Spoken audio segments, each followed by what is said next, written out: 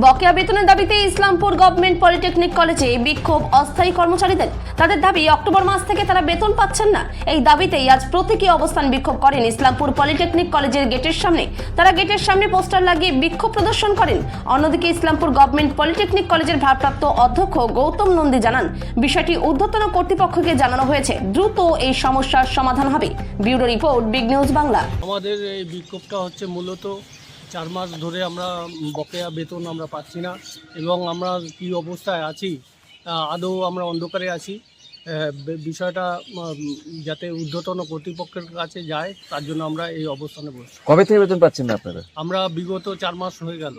কতজন আছেন আপনারা এরকম? আমরা এখানে হাউসকিপার সমেত গ্রুপ ডি সিকিউরিটি গার্ড এবং এজেন্সির মাধ্যমে নিয়োজিত গ্রুপ ডিরা আছে। টোটালে আমাদের প্রায় 20-22 জনের মতো লোক আছে। বিষয়টা ঊর্ধ্বতন কর্তৃপক্ষকে জানিয়েছেন? আমরা প্রিন্সিপাল, মাননীয় প্রিন্সিপাল আইজিপির ইসলামপুর গভর্নমেন্ট পলিটেকনিক কলেজে ওনাকে জানিয়েছি। ওনারা ঊর্ধ্বতন কর্তৃপক্ষকে জানিয়েছেন এবং যথারীতি উনি যেরকম জানিয়েছেন সেরকমটা আমরা কার্যকারীভাবে দেখতে পাচ্ছি না। এখন কি আপনারা কাজ বন্ধ করে দিয়েছেন?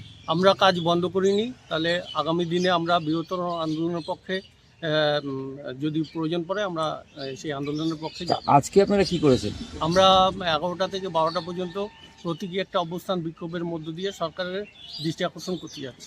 কি চাইছেন আপনারা এখন মূলত? আমরা বকেয়া বেতন এবং ইএসআই এবং আগামী দিনে যাতে আমাদের বেতন বৃদ্ধি হয় তার দাবিতেই আমরা এই অবস্থানে বসছি। কত বেতন, মানে কি কবে কবে থেকে বেতন পাচ্ছেন না? আমরা বেতন পাচ্ছি না প্রায় অক্টোবর মাস থেকে আমরা এখনো পর্যন্ত, আজকে জানুয়ারি মাস শেষ হয়ে গেল, আমরা বেতন এখনো পর্যন্ত আমরা বেতনের কোনো খবর পাইনি। কি নাম আপনার? আমার নাম Dipankar Sen, agency group D staff. আপনার এই কলেজের স্টাফেরা আজ বিক্ষোভ দেখাচ্ছেন, কি বলবেন? দেখুন, প্রথমে একটা জিনিস বলি যে যেই সকল স্টাফেরা মানে আজকে বিক্ষোভ দেখাচ্ছে, অ্যাকচুয়ালি এরা হচ্ছে আউটসোর্স এজেন্সি স্টাফ, মানে সরাসরি গভর্নমেন্টের কোনো স্টাফ নয়, এরা আউটসোর্স এজেন্সি স্টাফ। এবং গভর্নমেন্টের সাথে আউটসোর্স এজেন্সির কিছু টার্মস অ্যান্ড কন্ডিশন থাকে, যার ভিত্তিতে এরা ডিপ্লয় করা হয়েছে পশ্চিমবঙ্গের সমস্ত কলেজেই।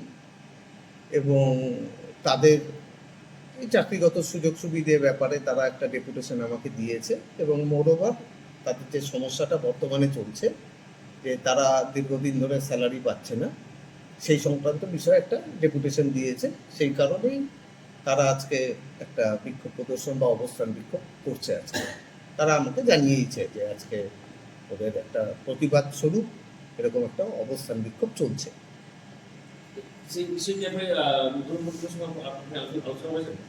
হ্যাঁ, ঊর্ধ্বতন কর্তৃপক্ষের সাথে আমাদের আলোচনা হয়েছে। আমাদের যে প্রত্যেক সপ্তাহে বৃহস্পতিবার করে আমাদের মিটিং থাকে এবং বিশেষ করে এই সপ্তাহে আমাদের অ্যাডিশনাল চিফ সেক্রেটারি উনিও উপস্থিত ছিলেন মিটিংয়ে। সরকার অবগত আছে বিষয়টি। এবার দেখুন, কিছু জিনিসের তো কতগুলো পদ্ধতিগত দিক থাকে।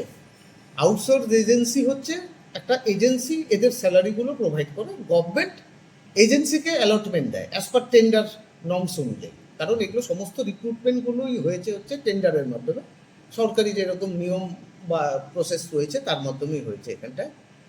এবং সেখানটায় এজেন্সি একটা পার্টিকুলার ইন্টারভালে টাকাগুলো পায় এবং সরকার সেটা বিবেচনার মধ্যেই রেখেছে। এবং তাদের যে এই মাইনে সংক্রান্ত বা এজেন্সির যে টাকা পাওনা রয়েছে সেই টাকাগুলো আপাতত যা জানতে পেরেছি যে ফিনান্সে রয়েছে, হয়তো খুব তাড়াতাড়ি অ্যাপ্রুভাল বেরিয়ে যাবে।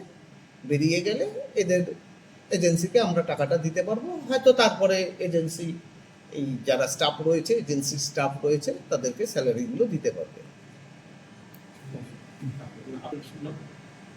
আমার নাম গৌতম নন্দী।